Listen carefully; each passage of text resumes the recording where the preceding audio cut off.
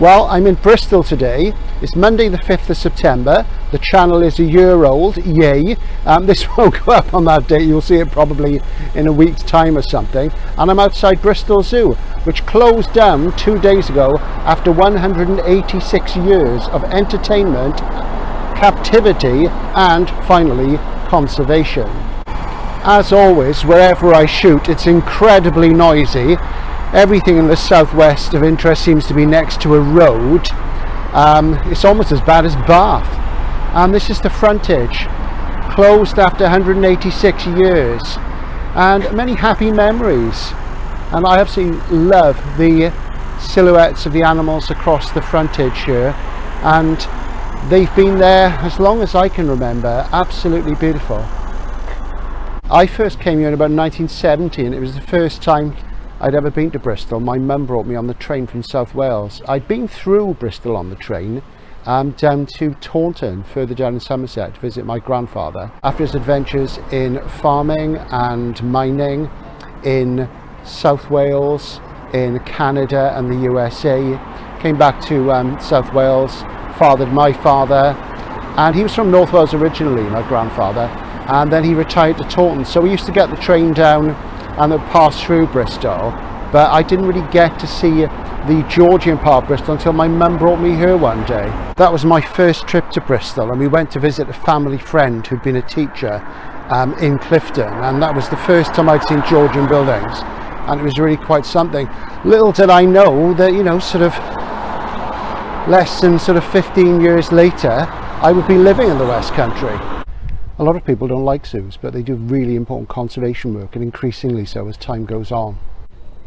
Yeah, it's very sad, but a new zoo is opening in 2024 outside the city, where they'll be doing more conservation work. That blue wall behind me is part of the zoo. I decided to get the bus up from Temple Meads today. I normally walk up, but it's going to be quite a long day of trolling around, I think. I find it very easy to get lost in Clifton. It's quite sprawling, and I've got a good sense of direction. I've walked around here quite a bit, but I've never really fixed the coordinates fully in my mind. So as I say, I got the bus up here from Temple Meads station. I'd normally walk up, but I decided that I was going to walk down today because I've got to go into the city centre and pick something up. And all the sort of bookshops and sites I want to visit are pretty much going down this way. I normally do a big harbourside walk. In fact, my favourite video on the channel is me doing a harbourside walk, so I'm going to stick that as an end screen for this video if you haven't seen it. I filmed it about 6-8 months ago, and in it I mentioned around about 14 writers, so it's well worth a look, and it's my favourite video I've made actually. Clifton College, very nice for those who can afford it, very expensive for those who can't.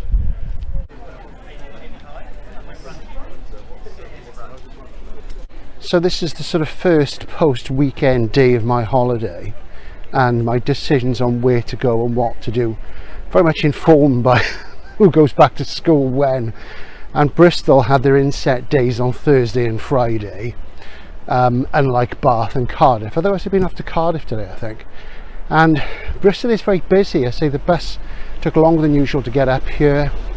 Loads of people travelling. Obviously Bristol is the 5th biggest city in Britain, so people's suitcases. So I think for some people this is kind of like a winding down week.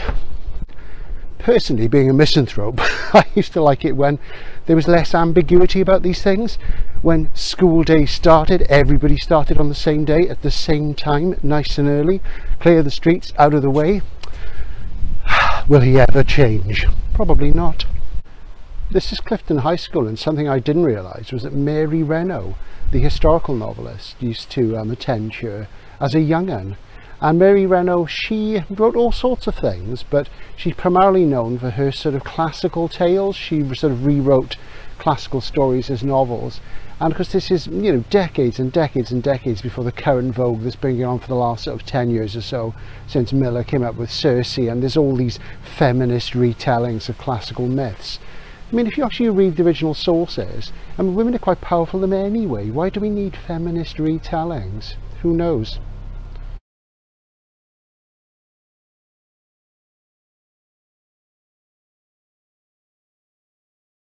I don't mind admitting I'm a bit lost, but then if I hadn't come down here, I wouldn't have seen these lovely modernist mews houses. Look at that. Fantastic.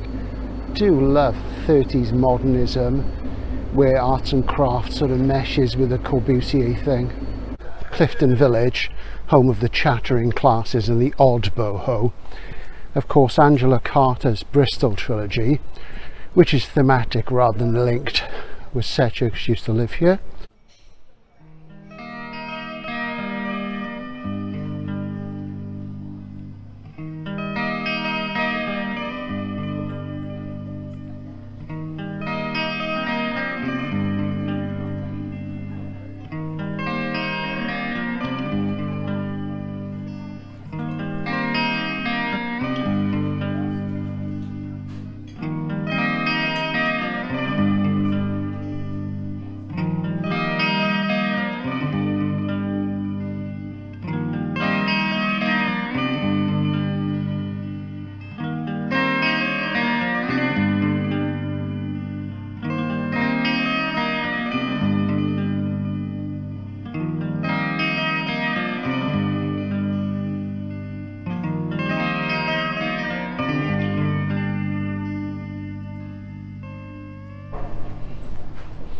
Looks like a Philippe Gaston, doesn't it, that? You hear a lot about him these days.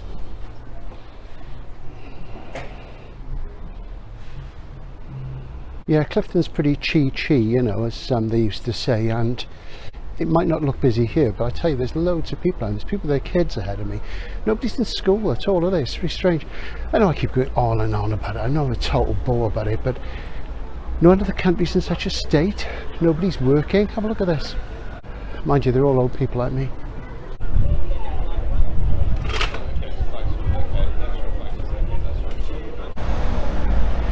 This is Princess Victoria Street. I'm going to head down here to the Oxfam bookshop, see if there's any decent schools in there.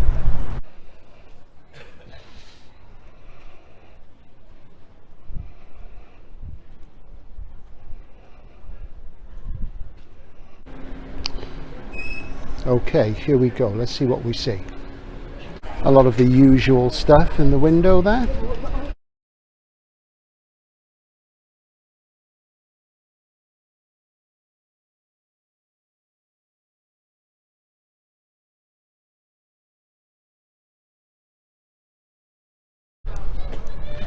Very, very thin pickings there on the SF front. It's enough to make a man go to the Forbidden Planet. The whole Clifton Triangle, Bristol University, Park Street area of Bristol is quieter today than Clifton Village.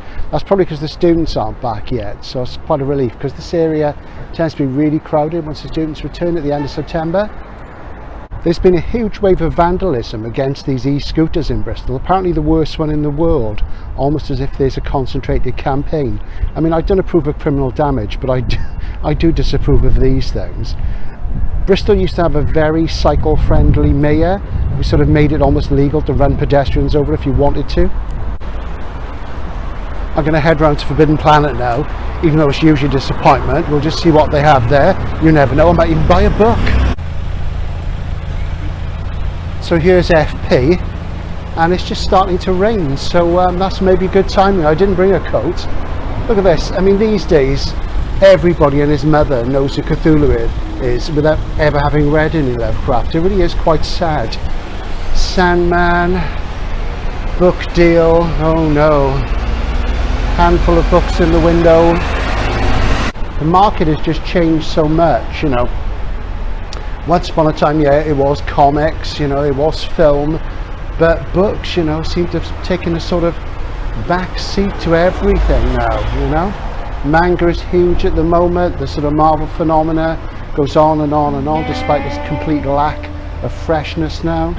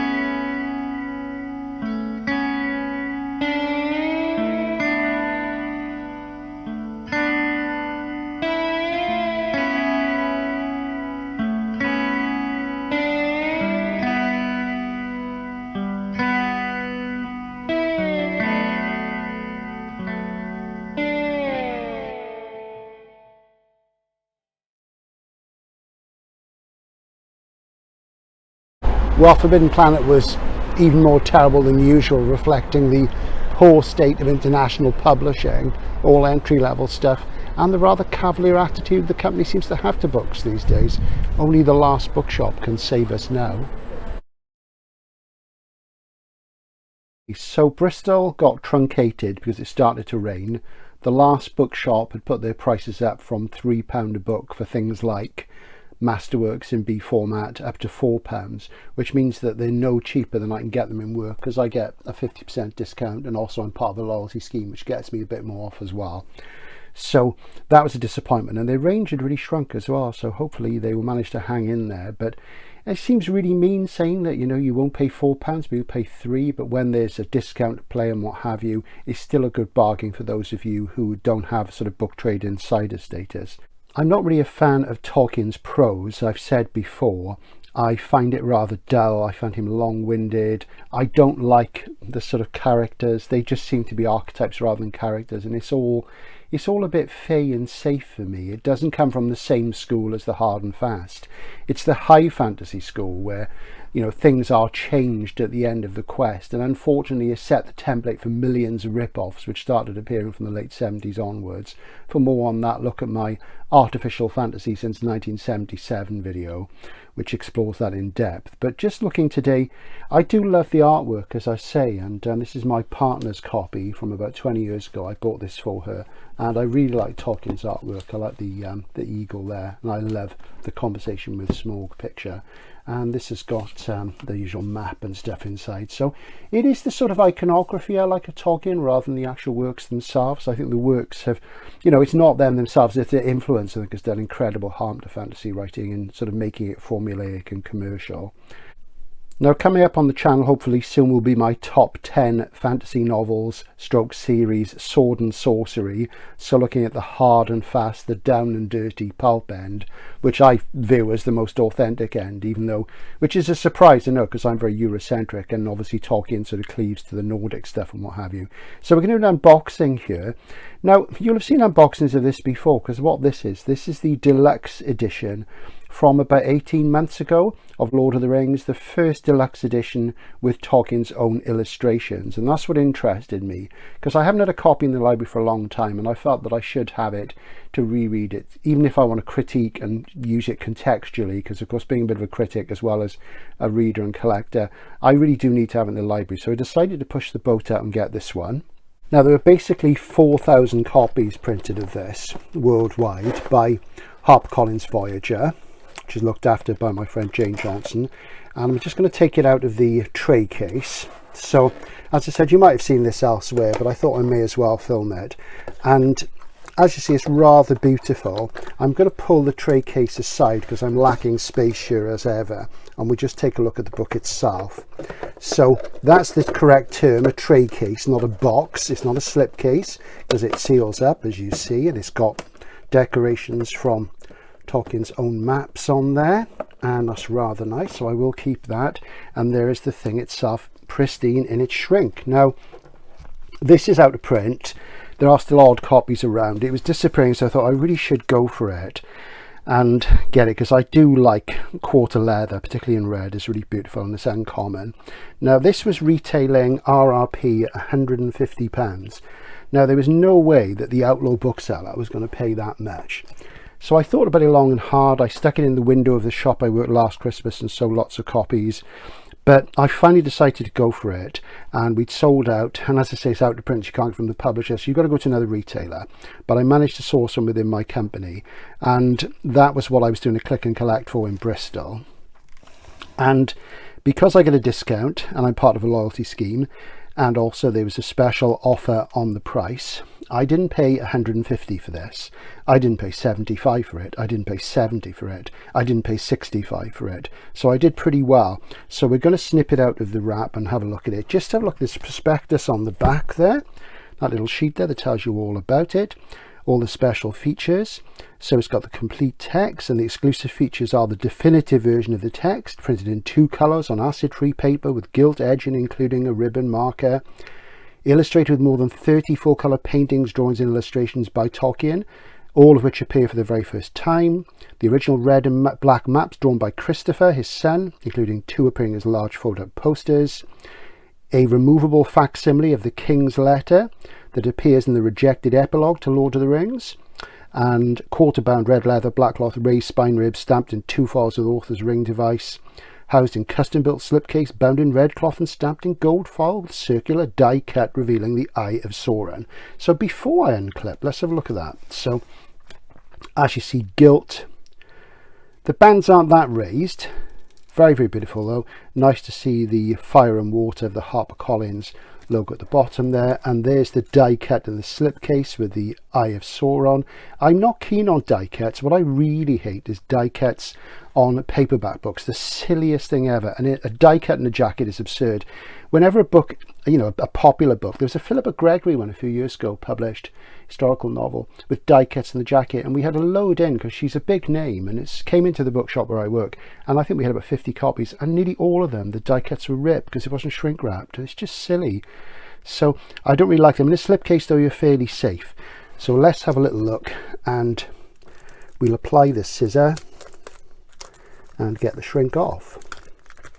So where do I stand on the whole Tolkien thing at the moment with the furore around the Rings of Power? Well, let's see. Where do I stand on that? I'm just going to pull this out of the straightener. Really nice. Get the shrink to one side. We'll keep the prospectus. We'll tip that in somewhere. Yeah, red leather. Really, really nice. Red leather there. And we've got red cloth on the slipcase. There have been some comments on it in various reviews about the quality of this, and the problem with doing a limited edition, especially a large number like 4,000, is that you are going to do something with a commercial printer to keep the price down, and it's not always going to come up to standard, but this one looks fine. So we'll take it out there, and there's some of the other materials.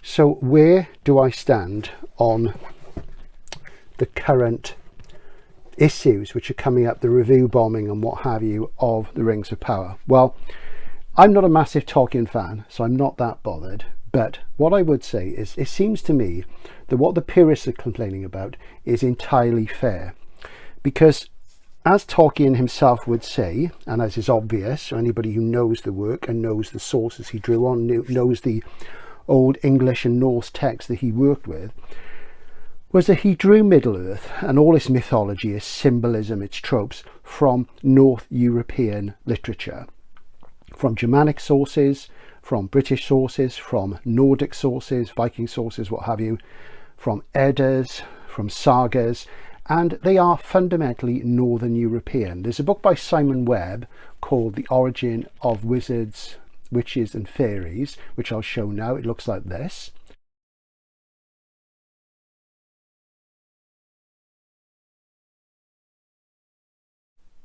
And if you're any doubt, that will highlight for you the historical and archaeological sources for sort of Tolkien's works, really. And they are deeply Eurocentric. And of course, the whole question is the whole diversity thing about having actors of colour playing the Harfoots and what have you. Now, we know that the new series is really based just on a set of appendices.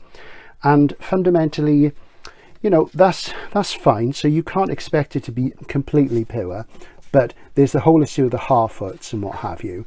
And, you know, Tolkien said himself in that bit of text that the Harfoots were darker skinned than the Hobbits and what have you, and they were precursors and what have you. This is one of Christopher's maps. Isn't that lovely?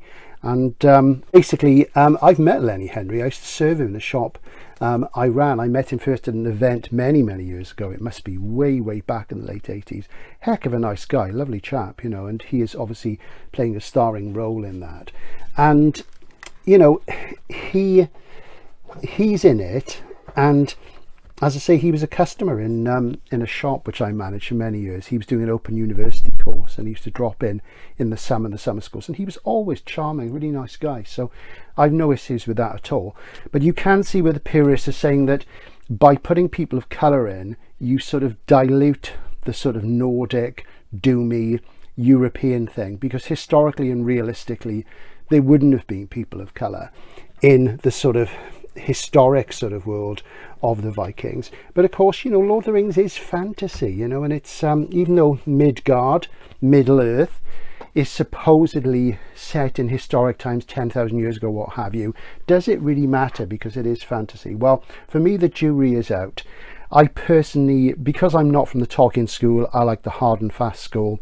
Really, it's sort of more about that for me, and that's always sort of had ethnic diversity. If you go back to Conan, you know, Conan's adventures pretty much correspond with the Mediterranean, even though when you look at the map of the Hyborian age, the Hyborian world, it's a different sort of thing. And, you know, really, you know, I think when the BBC make Hawkmoon, of course Hawkmoon's set in the future Europe, there will be people of all sorts of ethnicities and races in it, which is fine because it is fantasy after all. It's not like my thing with the Midwich Cuckoos adaptation where they've missed the point. It is kind of permissible because it's a fantasy narrative. However, I do sympathise with the purists.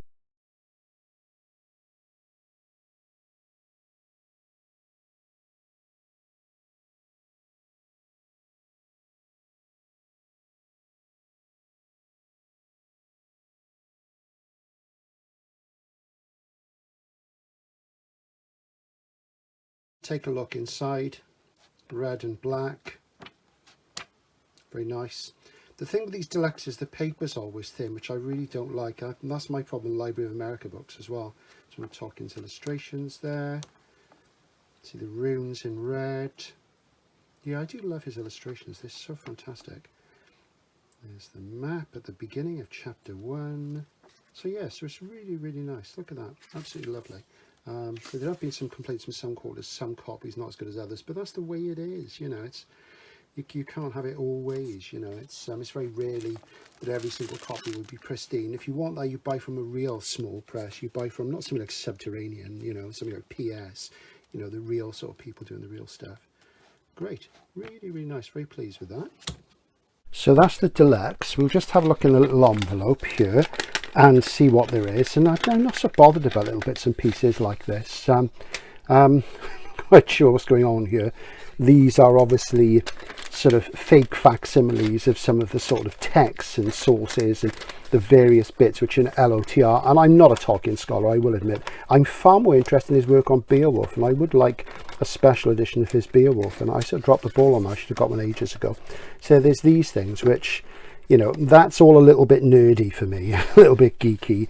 I always think, you know, a nerd is somebody who's uncool but is into stuff, and a geek is somebody who's into stuff but is cool. But of course, really a geek is somebody who bit the heads off chickens in sideshows and carnivals in sort of the 50s and before, as in Gresham's novel Nightmare Alley, which Del Toro made into a film recently, and I can't really bear to watch it. It's a fantastic novel, but Del Toro, you know, his heart's in the right place, but I find his stuff very, very cheesy.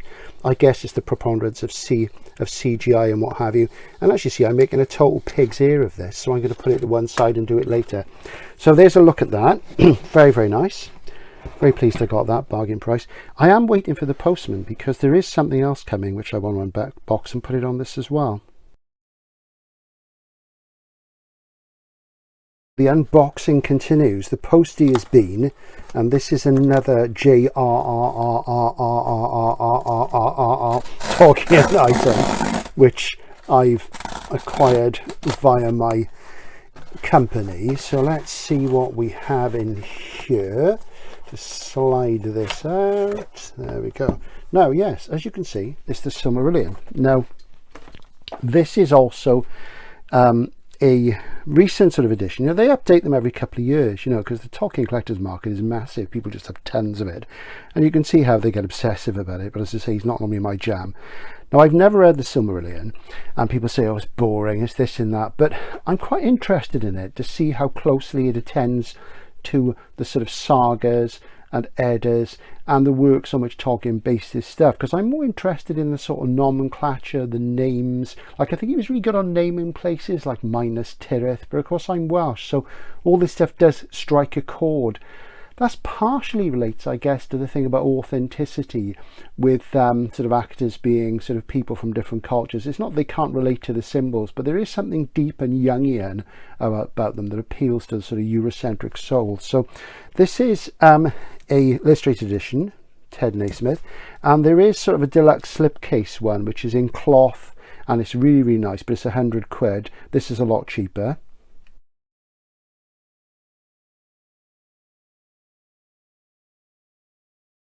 So I did consider the one I've just shown you, but I couldn't really justify it even with my discount and what have you. But I got a discount on this one because, as I say, I bought it from my company, and I did it as a sort of mail order thing because we didn't have it in stock at the branch where I work. And I'm just going to get the shrink open now. And as I say, I thought I'd get a illustrated one because it is really beautiful. And the thing is that the slipcase one doesn't have a jacket, and this does. And I do, even though I'd love the orange cloth one, I do think that you've got to compromise a bit because he's not a core author for me. And of course there is, as you will have seen in my forthcoming new publications SF and fantasy video for this winter, where I focus on some of the sort of key SF books and fantasy books forthcoming. That's in the channel. I'll stick a link maybe somewhere. That there is a Tolkien illustrated edition coming of the Silmarillion, rather like the one I've just unboxed for Lord of the Rings. And look at that, that's beautiful. It's got really nice decorated end papers there, the Lays of Beleriand, and nice jacket, very, very handsome. And isn't that lovely? There we go, and it's decorated at the back, and I do like the back of the jacket. It's got a sort of sheen on it, which is really interesting, because of course this is matte, so there you go. So I'm interested to sort of delve into this when I've got time, and if I find that it is of interest, then I can always move this on. Let's just have a look at the illustration, silk ribbon marker. I can always move this on and get the Tolkien one, which is going to be in blue quarter leather. Very beautiful, but I thought I'll have a look at this one first and see how I get on, because I really fancied an illustrated edition. Isn't that beautiful? This guy's got great skill. Look at that. What an artist he is. Red and black. Nice paper. Nicer paper than in the Tolkien Lord of the Rings Limited, which I've just shown you. So that's great. So that'll be one to delve into. Fantastic. And let's just have a look at the title page. It's the half title page, and there's the full title page. And of course the Silmarillion was published just shortly after Tolkien died, a few years after he died. There we go, 77, because I think he died about 75, didn't he? So this is after he died, and I don't think he ever thought it would come out. And it's a sort of ongoing project for Christopher, who also has died recently. So there's some more plates. And of course, since the Alan Lee editions, which must be 20 odd years ago now, maybe longer, they managed to get this thing where the plates are opposite the relevant text, which was always difficult before. Look at that, beautiful. Really nice. So I'll have to look at the one with Tolkien's own illustrations and see what I think. And as I say, I can always move that as the case. So that for me, I say it retails at 35, and I had that for, I think it was 17, so that's pretty good. Great stuff, lovely. So there we are. So there's a bit of Tolkien unboxing for you. Part 2 of the sort of book hunting week will see me going to Bath, and well, sort of just outside Bath actually. So that's coming up. That'll be on a different night. Maybe it'll be appended to this one, I don't know yet. So there we are. There's a bit of J.R.R.R.R.R.R.R. Tolkien for you. Bye for now.